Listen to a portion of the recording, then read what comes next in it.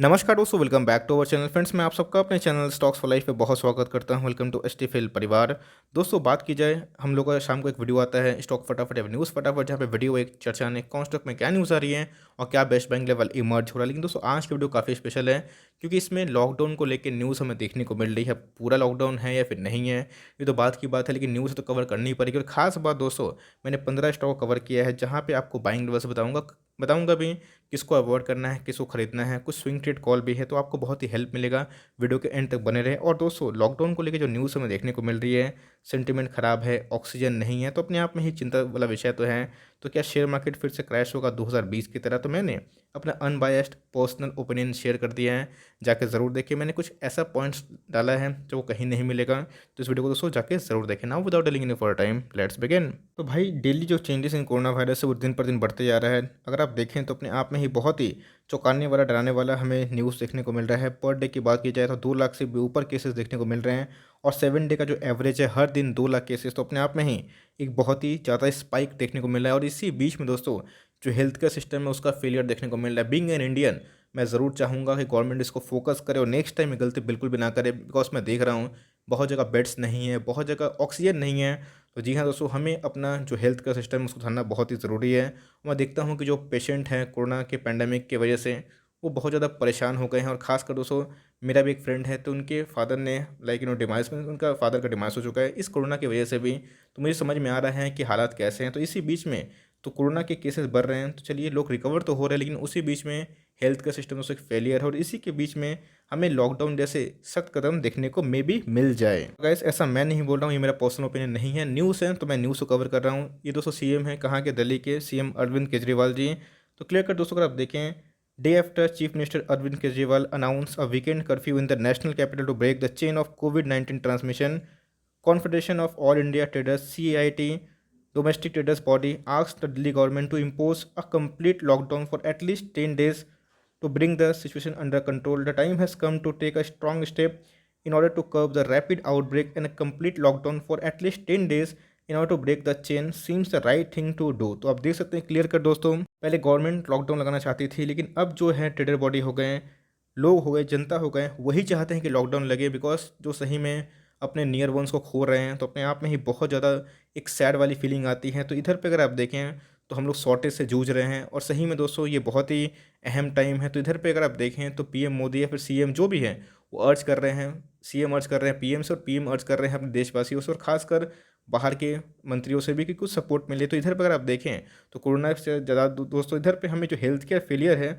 उसका प्रॉब्लम देखने को मिल रहा है, जिसकी वजह से मार्केट में भी गिरावट देखने को मिली। लेकिन दोस्तों, आपको हमेशा से मैंने सिखाया है, ये लॉन्ग टर्म तक नहीं रहेगा। बिकॉज लॉन्ग टर्म में आपको पता है कि डो जहाँ चलेगा हम लोग उधर ही चलेंगे। तो मार्केट बहुत ही पॉजिटिव है, और डो के साथ ही साथ देखना है तो global market as of now ठीक ठाक दिखाई पड़ रहा है। तो लेट्स सी आने वाले कल में हमें क्या देखने को मिल सकता है। तो भाई, एफएल इंडिया की बात की जाए तो गाइस, लॉकडाउन से इनको कोई फर्क नहीं पड़ेगा। डिजिटल एडवर्टाइजमेंट है। हाँ, मैं देख रहा था कमेंट बॉक्स में कि सर गूगल इनका कॉम्पिटिटर हो सकता है। जी हाँ, ऑफकोर्स हो सकता है, लेकिन इनका भी कुछ मोट है। अब ऐसा नहीं कि गूगल आएगा तो पूरा मार्केट कैप्चर ले लेगा। मीन्स बहुत ज़्यादा तरह का अभी डिजिटल एडवर्टाइजमेंट होता है। बहुत सारे क्लाइंट्स देखने को मिलते हैं जो अपना प्रेजेंस को डिजिटल एडवर्टाइजमेंट में कन्वर्ट करना चाहते हैं। तो एफएल की बात की जाए तो बहुत ही क्वालिटी वाली कंपनी है, और खासकर दोस्तों एफआईएस ने इसका स्टेक बढ़ाया है। मैंने कल के दिन कवर भी किया था। तो बात की जाए तो 5420, तो इनको कुछ इम्पैक्ट पड़ने वाला नहीं है। चाहे तो माल उठा सकते हैं। मीन्स शेयर की मैं बात बोल रहा हूँ। खासकर दोस्तों इधर पे आपको पता है कि Q4 के नंबर्स आने वाले हैं, तो उसका वेट एंड वॉच भी कर सकते हैं। बट मेरे हिसाब से कंपनी लॉन्ग टर्म के लिए बहुत ही प्रॉमिसिंग है। और लॉन्ग टर्म तो छोड़िए, तो एफएल दोस्तों आपको एक डिजिटल मार्केटिंग का कंपनी दिखाई पड़ती है, और उसके साथ साथ एक बहुत ही प्रॉमिसिंग है। और एफआईएस का स्टेक जितना बढ़ता है, इंटरेस्ट बढ़ता है। जहाँ पे एफआईएस ने बिकवाली करी है, यहाँ पर उसको खरीदारी करी है, तो इसका मतलब आने वाले कल में हमें एक तेज़ी की संभावना दिखाई पड़ती है। तो गाइस, लॉकडाउन की न्यूज़ इनके लिए बहुत ज़्यादा खराब है। खासकर बजाज फाइनेंस को पता है रिटेल लोन बांटती है, अब इनका कोई गलती नहीं। अब सिंपल सी बात है, लोग निकलेंगे नहीं तो कौन फ्रिज खरीदेगा, टीवी खरीदेगा फाइनेंस में, है ना? तो फाइनेंस वाले के जो एनपीएस है वो बढ़ने के चांसेस है, जिसकी वजह से इन फ्यूचर दोस्तों एक रिटेल लोन का भी एक डिमांड कम होने के चांसेस है। तो बट मेरे हिसाब से लॉन्ग टर्म निवेशक ऐसा टाइम ना करें। ये बहुत ही अच्छा अपॉर्चुनिटी है बजाज फाइनेंस को आने वाले 5 साल, 10 साल, 15 साल के लिए होल्ड करने के लिए। बिकॉज जब हम लोग पीछे मुड़ेंगे, देखेंगे तो सही में हंसी आएगी। सेम दोस्तों हमने कहाँ देखा था, इस क्रैश में भी तो गिरता है तो स्टॉक भागता भी है।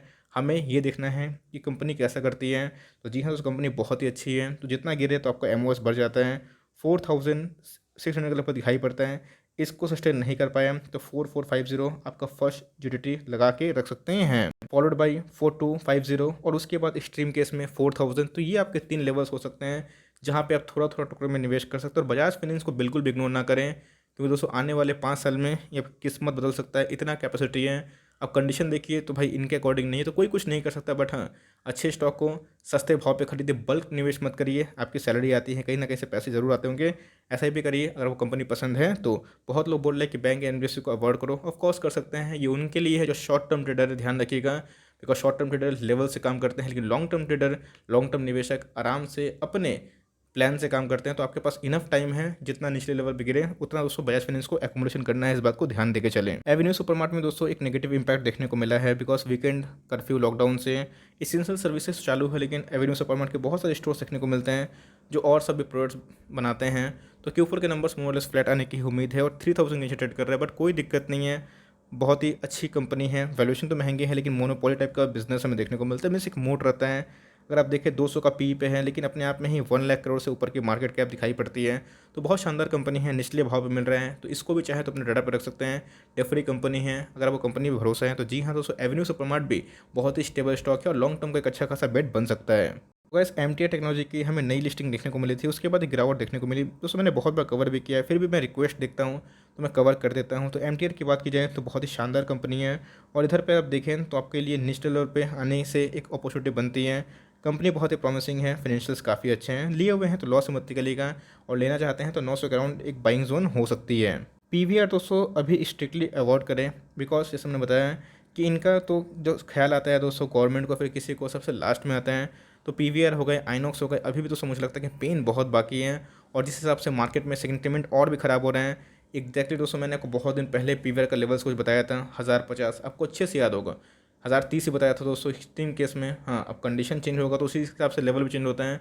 आप देख सकते हैं क्लियर कट दोस्तों, जो लेवल्स हमने पहले बताए थे एग्जैक्टली उसी लेवल पे आके ट्रेड होता हुआ दिखाई दे रहा है। तो 950 का एसएल लेके 1000 के लगभग में पोजीशन बनाई जा सकती है, वही 100-200 पॉइंट के लिए, जहाँ पर रिस्क रिवॉर्ड 1:4 और 3 है। लेकिन ध्यान रखिएगा 950 का एसएल बिना काम नहीं करेगा अगर पोजिशनल ट्रेड है तो मैं बोल रहा हूँ। और लॉन्ग टर्म निवेशक, अगर आपको बहुत कंपनी में फेथ है, ओटीटी का खतरा दिखाई नहीं पड़ता, आपको लगता है कि कंपनी बाउंस बैक कर जाएगी, तो थोड़ा कॉन्सेंट्रेशन होने दीजिए, थोड़ा सा इसको रेस्ट होने दीजिए। उसके बाद जब इसको लेकर नेगेटिव बहुत हो जाएगी तो धीरे धीरे पोजीशन बना सकते हैं। अगर आप चाहें तो आपकी मर्जी है, आप चाहें तो अभी पोजीशन बना सकते हैं। स्टॉक का प्राइस आधा हो चुका है, बट थोड़ा सा वेट एंड वॉच करना थोड़ा मुझे लगता है कि इस पॉइंट में आइडियल है। करते भी हैं निवेश, करते भी हैं, मैं रुक तो नहीं रहा हूँ कि आपको नहीं करना है, करते भी हैं तो 950 का ऐसे लेके ज़रूर काम करेगा। अगर आप देखें तो कंपनी अच्छी है, लेकिन लॉकडाउन के लाइक न्यूज़ इनके दोस्तों एकदम विरुद्ध देखने को मिल रहे हैं। तो भाई डिवीज लेबोरेटरी, जी हाँ दोस्तों, एकदम इनके बिजनेस अच्छे चलने की उम्मीद है।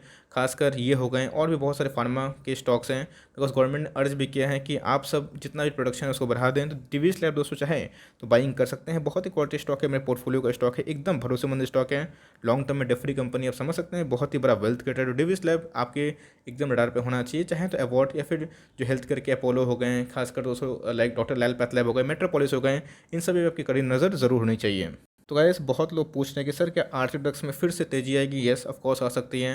आपको पता है कि आरटी ड्रग्स की बात की जाए, फार्मा में अभी थोड़ी सी खरीदारी हो रही है, जिसकी वजह से हमें सेंटीमेंट चेंज होता हुआ देखने को मिल रहा है। तो आरटी ड्रग्स बात की जाए अपने आप में बहुत ही शानदार कंपनी है, 1000 का स्टॉक है करंट मार्केट प्राइस में। जो करेक्शन था वो में भी शायद 201 फेस हमें देखने को मिल रहा है ख़त्म, तो 700 के ऊपर है, डरने वाली बात नहीं है। 700 के नीचे तोड़ता है तो मे भी एक गिरावट देखने को मिल जाए, लेकिन निवेश करते भी हैं तो ध्यान रखिएगा बहुत लॉन्ग टर्म का निवेश करना होगा तो ही घुसेगा, क्योंकि छोटी कंपनी है तो वोलेटाइल रहती है। बट देख सकते हैं कि बहुत लोग ऊपर फंसे हुए हैं, तो मेरी उनको एक ही राय है, आप होल्ड एंड कंटिन्यू करें, आपका भाव आने वाले कुछ सालों में ज़रूर मिलेगा। आपको कंपनी पसंद है तो ही निवेश करिएगा, लेकिन इससे अच्छा मार्केट में विकल्प है। लेकिन अभी का सेंटीमेंट दोस्तों इनके लिए बहुत ही पॉजिटिव देखने को मिल रहा है। उसके बाद दोस्तों हिंदुस्तान यूनिलीवर, मुझे पक्का यकीन हो गया है कि आने वाले कल में एक ज़रूर ब्रेकआउट दे सकता है। एकदम पेशेंसली होल्ड एंड कंटिन्यू करें, चाहे तो अभी बाई कर सकते हैं, मौका निकला नहीं है। डेफरी कंपनी है, कुछ डिविडेंड में अनाउंसमेंट हो सकती है, आपके पास है, होल्ड एंड कंटिन्यू, चांसेस यही है कि ब्रेकआउट देगा। बहुत ही प्रॉमिसिंग चार्ट है, आपके पास है, होल्ड एंड कंटिन्यू कर सकते हैं। बस इसी बीच में वीआईपी इंडस्ट्रीज़ बहुत ही शानदार कंपनी है, और खासकर बैग्स हो गए, इनके लिए तो भाई बहुत मीन्स ख़राब समय में बोलूँगा हमें देखने को मिल रहे हैं ये और सफारी। लोग ट्रैवल तो बिल्कुल अवॉइड करें, लोग अभी अर्ज कर रहे हैं कि भाई लॉकडाउन निकले, लोग बाहर नहीं निकले, इतने केसेस लाइक बद से बदतर हो गए। लेकिन यस, इस गिरावट में दोस्तों आप चाहें तो इस पे नज़र रख सकते हैं और कभी भी ये स्टॉक निचले भाव में मिल जाए तो चाहे तो दबो सकते हैं। मैं इसके ऊपर दोस्तों एक डेडिकेटेड वीडियो बनाया हूँ, लेकिन फिर से मैं सोच रहा हूँ कि एक वीडियो बनाऊँ जहाँ पे आपको डिसीजन लेने में बेटर होगा। अगर आपको चाहिए इसके वीडियो तो कमेंट बॉक्स में ज़रूर यस बोले, तो मैं सोचूंगा दोस्तों कि इस वीडियो जल्दी ही लाया जाए। तो गाइस, Q4 के नंबर्स के पहले हमें एचसीएल टेक में एक तेज़ी देखने को मिल रही है, जहाँ पे थोड़ा सा इन्फोसिस और टीसीएस के कंसोलिडेशन या फिर गिरावट में देखने को मिल रहे हैं बंद। लेकिन विप्रो ने तो ऑल टाइम हाई लगाया और खासकर दोस्तों एचसीएल टेक में भी एक तेज़ी की संभावना है। 1250 टारगेट्स देखने को मिलता है। एकदम स्ट्रॉन्ग रिकमेंडेशन है, बाई करिए और इसको कंटिन्यू भी करिए। इधर पे दोस्तों मुझे एक मौका दिखाई पड़ रहा है, ऑल टाइम हाई पे मैं बोल रहा हूँ, क्योंकि सेंटीमेंट इनके फेवर में देखने को मे भी मिल रहे हैं। इन्फोसिस में दोस्तों सुपर स्ट्रॉन्ग बाई है। जी हाँ, सो करंट मार्केट प्राइस में एकदम लूट लीजिए और 100 रुपये गिरे तो घबराना नहीं है। 100 रुपये मिले तो आपको और भी ऐड करना है। इन्फोसिस डेफरी कंपनी है और सेंटीमेंट जिस हिसाब ख़राब हो रहा है, इनके बिजनेस और भी अच्छे होंगे, ईपीएस और भी तेज़ होंगे, तो आपके पास मौका है। इन्फोसिस भी दोस्तों एकदम करंट मार्केट प्राइस में बाई हो सकती है। 1400 का स्टॉक है, 1350 में मिल रही है। ट्रेंड की बात की जाए तो इसको दोस्तों एकदम मिड कैप का घोरा है, बहुत ही शानदार कंपनी है। 900 के ऊपर चल गया था। वेबसाइट की बात की जाए तो बहुत ही इनके मॉल्स देखने को मिलते हैं, लेकिन इनके लिए मैं बोलूँगा कि बहुत ही टफ फेस। लेकिन जिस हिसाब से इसने अपने स्ट्रेंथ को डेमोन्स्ट्रेट किया है, माइंड ब्लोइंग फैंटास्टिक वाली बात है दोस्तों। एकदम इस पे फेथ रखिए, लॉस में बिल्कुल भी मत निकलिएगा। और 700 के अराउंड इनके अंदर एक बहुत ही अच्छा डिमांड जोन है, तो आपके पास मौका होगा तो इसको लपेट सकते हैं। एचडीएफसी बैंक की बात की जाए तो कल दोस्तों मैंने बता दिया है, येस एनपीए के फ्रंट से मुझे रिजल्ट थोड़ा सा शॉकिंग लगे और प्रोविजनिंग भी कुछ हाई करती है, बट इनके हाथ में कुछ नहीं है। प्रोविजनिंग हाई नहीं करेंगे तो कल अचानक से एनपीए फिर बढ़ जाएंगे तो भाई इनके लिए और सेंटीमेंट खराब है। तो इसलिए कभी कभी प्रोविजनिंग हाई करनी पड़ती है। लेट्स से ग्रॉस एनपीए में बढ़ने की संभावना देखने को मिले तो वही हुआ और नेट एनपीए बढ़ा है सरप्राइजिंगली। और क्यूएनओ की दोस्तों तो हालत तो बहुत ही ख़राब है। तो मेरे हिसाब से एचडीएफसी बैंक बहुत ही दिग्गज बैंक है और हर एक गिरावट दोस्तों वेलकमिंग हो सकती है। तो अभी की बात की जाए तो मैंने बताया कि जो क्वालिटी एनबीएफसी क्वालिटी बैंक है उस पर निवेश करते रहें, चाहे वो एचडीएफसी बैंक हो या बजाज फाइनेंस है। गिरेंगे तो भागेंगे ज़रूर और ऐसे बैंक का मार्केट कैप बहुत बड़ा होता है और बिना इकोनॉमी दोस्तों ये सब बैंक से नहीं के बिना नहीं चल सकती। तो आपके पास मौका है, अगर गिरावट होगी तो आप चाहे तो एचडीएफसी बैंक में ज़रूर खरीदारी कर सकते हैं। At last but not least, Amber Enterprises Limited. जी हाँ दोस्तों, एसी के स्पेयर पार्ट्स हो गए एंड ऑल, इसके अंदर इनका बहुत ही ज़्यादा मोट दिखाई पड़ता है। बहुत सारे इंटरनेशनल लाइक जो ब्रांड्स इनके संग टाई अप करके रखते हैं, अच्छे से क्लाइंट्स ये पकड़े हुए हैं। तो ये भी दोस्तों मिड कैप का एक बहुत ही शानदार स्टॉक है, आपके पास है, होल्ड इन कंटिन्यू कर सकते हैं। और जो लिए हुए हैं अपनी तरफ से कोई दिक्कत नहीं है दोस्तों, प्ले स्कीम से इसको बहुत फायदा होगा और आने वाले कल में ब्रेकआउट देगी तो लोग पकड़ भी नहीं पाएंगे। ये भी दोस्तों टॉप बाई है, हमारा पोर्टफोलियो का स्टॉक है, तो एकदम स्ट्रॉन्ग रिकमेंडेशन है। इसको एकदम लॉस मत निकालिएगा और कभी 300 के नीचे मिल जाए तो आपके लिए किस्मत है, तो उधर भी पैनिक मत करिएगा। तो फॉर टाइमिंग ये छोटी सी अपडेट थी जहाँ मैंने न्यूज़ कवर करी है कि क्या न्यूज़ निकल के आ रही है और बहुत सारे स्टॉक्स को कवर किए। आई होप तो ये फट आपको अच्छा लगा। वीडियो सही लगा तो लाइक कर दीजिएगा, चैनल फर्स्ट टाइम होंगे तो याद से सब्सक्राइब भी करना ना भूलिए। फर्दर कोई डाउट है उसको ड्रॉप कर सकते हो, कोई स्टॉक का रिव्यू चाहिए उसका नाम भी ड्रॉप करिएगा। I would love to make a video on your demand. Guys मिलते हैं जल्दी, तब तक के लिए bye, thanks for listening friends, God bless you all.